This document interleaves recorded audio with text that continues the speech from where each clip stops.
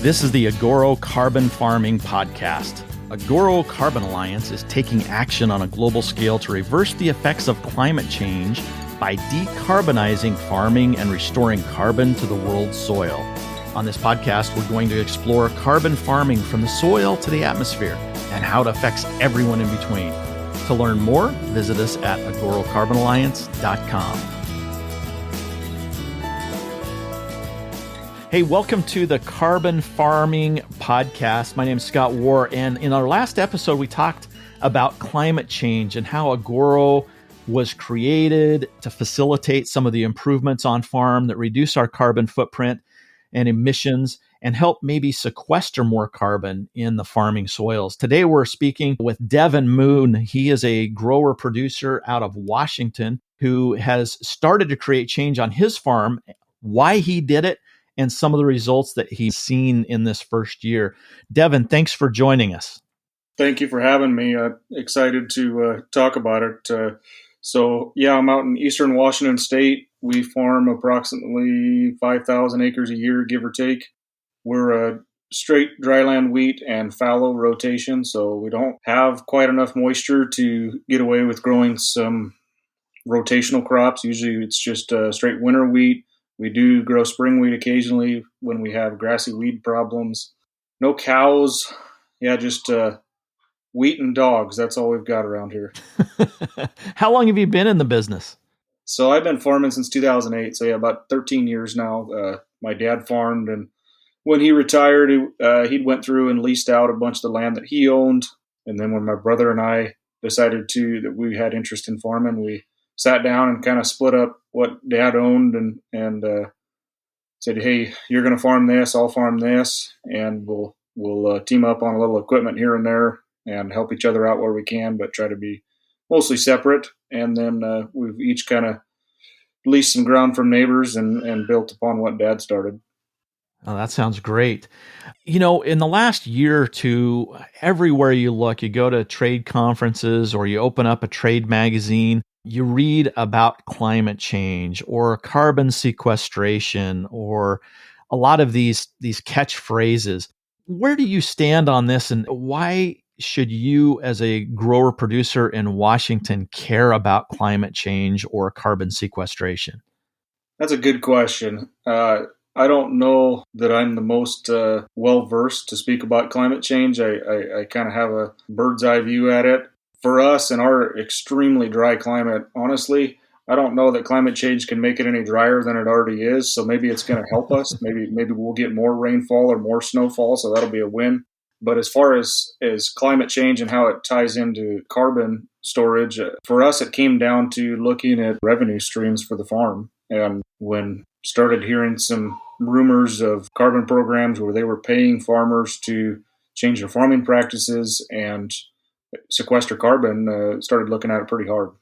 What of those farming practices have you implemented since joining the Agoro Alliance? What have you changed? Direct seeding or no-till farming. So we have our what we call herbicide fallow. So we use herbicides to control weeds and keep the ground free of weeds from, say, March to October when we go in and plant. So we use a no-till drill and go in and seed directly into the last year's stubble. So we farm half of our acres every year. So we have a harvest every year, but half of it sits idle to collect moisture and just let the ground rest. There is some what we call annual cropping, where there's a crop every year, which is what most people think of when they think of farming, that goes on. But the economics get tough, covering the ground with your expensive no-till drill and your expensive combine, and the seed costs are the same, if you grow a crop every year or every other year, but the difference is you've got 2 years worth of moisture to grow 1 year's crop. Interesting.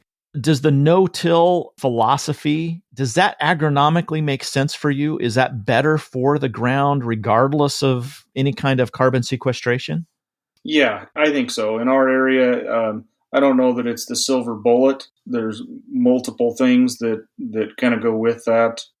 Less disturbance to the soil is a good thing. We're trying to mimic Mother Nature. And when you go out into grasslands or prairie, Mother Nature doesn't turn the soil over. It stays the way it is. And I've heard it said that nature fills a void. So Mm. you look at a construction site and let that sit idle for a year. What happens to it? It fills up with weeds. Nature doesn't like bare soil. So we're trying to figure out, with our annual cropping system and our fallow, retaining that residue on top of the soil instead of turning it over. We've been in a fairly minimum till program for quite a while. The Agoro program just kind of helped us push us over the edge into a true one pass system.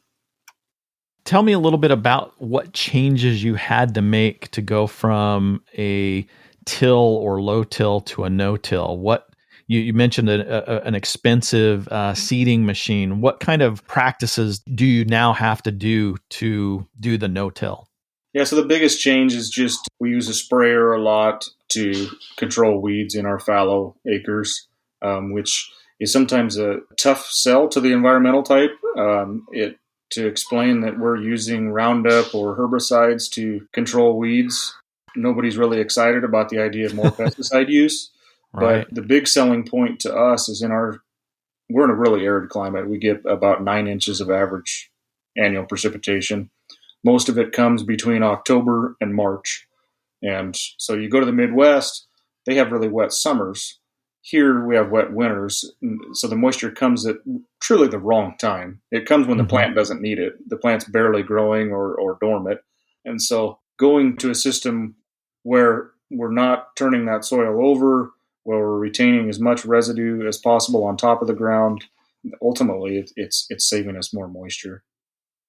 So the no-till actually helps retain moisture from the winter into the summers? Yes.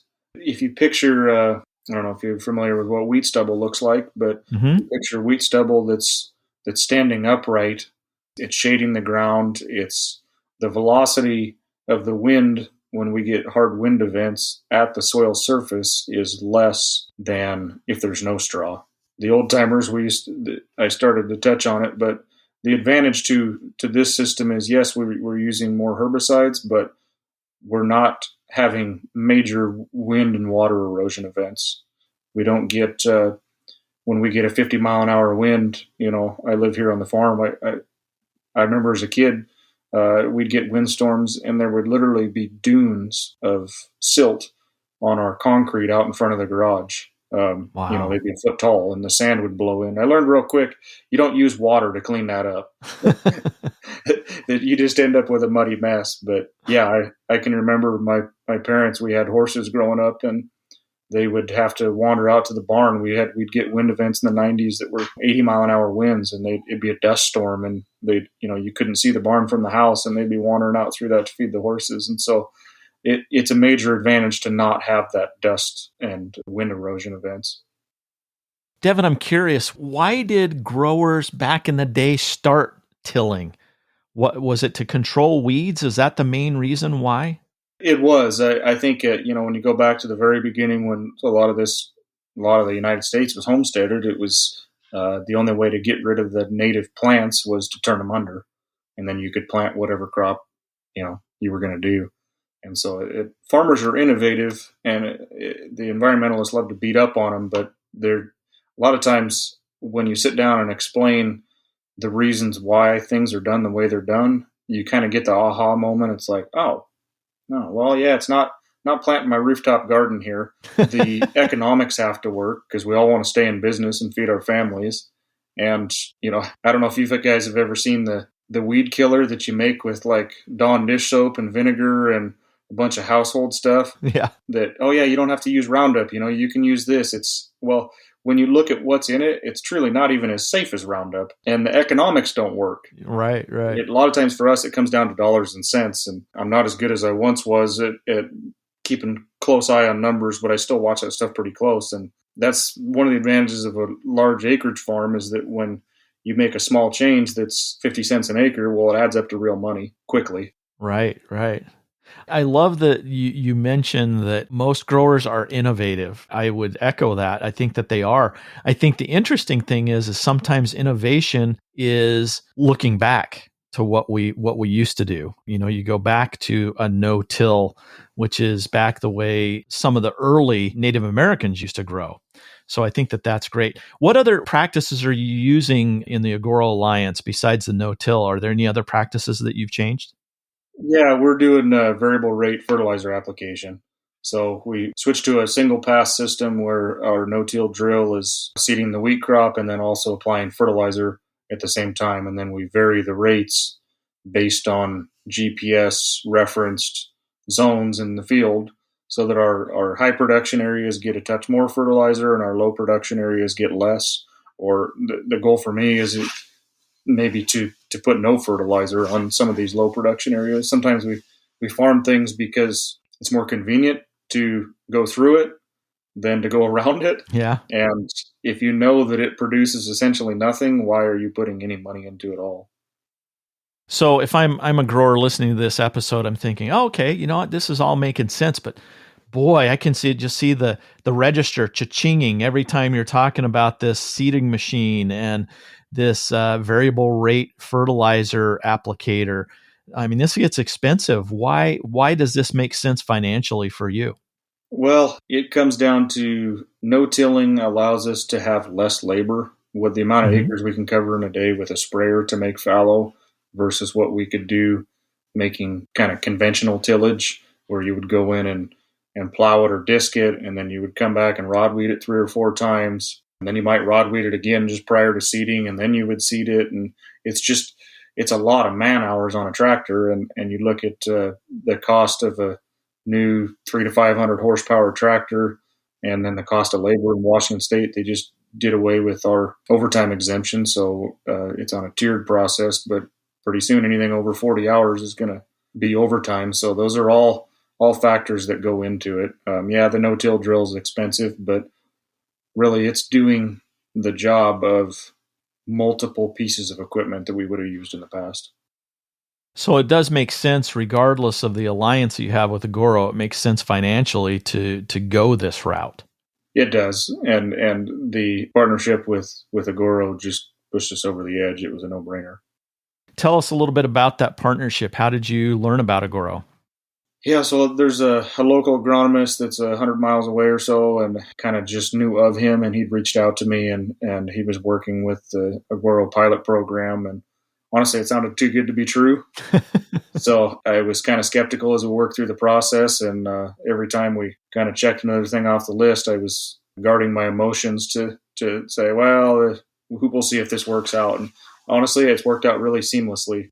I think the program is fair. At the time, there were some very attractive incentives, and so that really made it an easy decision to get signed up. And I think I've said it before and some other Agoro stuff, but as a grower, producer, farmer, whatever you want to call it, ultimately we're business people at the end of the day. You've got to sit down and do the economics work, and we grow wheat, and that's all we do.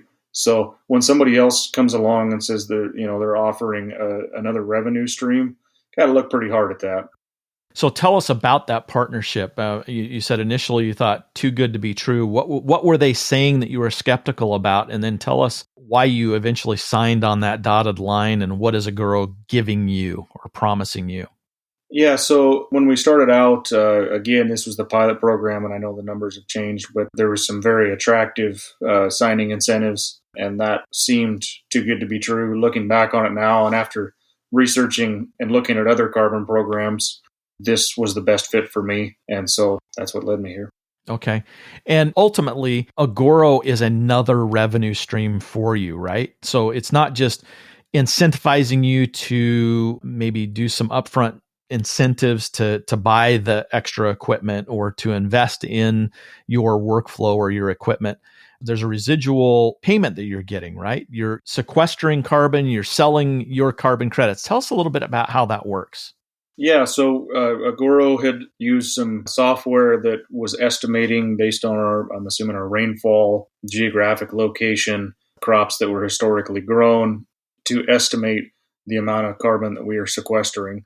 And so a portion of that was paid up front, and we've received the payment for that. Everything worked just as advertised. And it sounds like this spring there'll be an agronomist come out and start actually doing some on the ground sampling to see what we truly have been storing.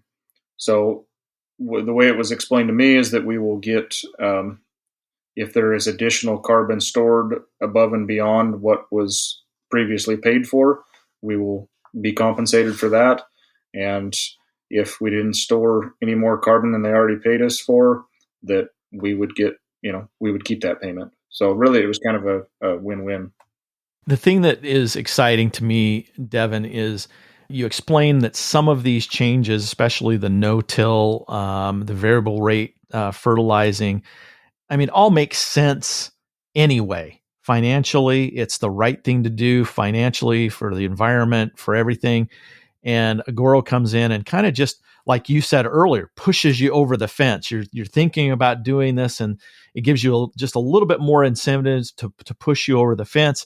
And hopefully long term is another revenue stream, whatever that looks like, or however little that looks like, or great that looks like. It's another revenue stream that you can add to your bottom line. Absolutely. This is something that most farmers, you go back 5 years ago, this was on nobody's radar, but maybe just a handful of people. So having this opportunity to get in early, I would say in the last 12 months, it's just kind of the carbon deal has really blown up. I start reading online and there's a lot of interest in it, and there's a lot of skeptics. So kind of no matter where you stand on carbon and climate change, it comes back to the revenue stream that ultimately you've got to look hard at that, whether you believe in it or not. And I think there's an advantage in my mind, to being in early. Time will tell whether that was the right move or not. But my theory is that if you're in early, paperwork's all done, you're storing carbon, we're increasing the amount of carbon we're storing by the practices we've implemented, that as the market moves upward, we will be poised to take advantage of that. I think you're absolutely right. Here's the big question, Devin.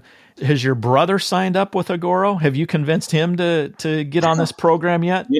I haven't asked him about it recently. I know he had been in touch with the agronomist that I used. So I've had several neighbors that have reached out to me and either saw some promotional stuff on Facebook or got an email and it had my picture at the bottom, so you guys give me a hard time about that. You're getting some additional revenue from the marketing side, right, Devin? Yeah, we should have wrote that into the contract. Should have negotiated that, right? Yeah. If there is a grower that's listening to this and it's making sense, what would you say to them? Would you recommend it? Where would you tell them to go, or what would you tell them to think about or consider? I think the things we've touched on hit the points. If a grower was looking at this program and looking at signing up, I would tell them, who else is coming to your farm and offering you a new revenue stream that is brand new, essentially? Look at your risk. What's your risk of making a change to a practice that ultimately is probably better for the bottom line of your farm long term, and just the better for your farm, better for your land, better for the soil. I know farming is different. I hate to be that farmer that says, what we're doing here, quote unquote, you should be doing everywhere, because I know everywhere is different. I don't live in their worlds, but I know for our region, this just makes 100% sense. Great, Devin. Hey, thank you so much. This has been really a pleasure talking to you, getting to know you, and understanding a little bit more about your farming practices. And we appreciate you spending some time with us. Absolutely. My pleasure.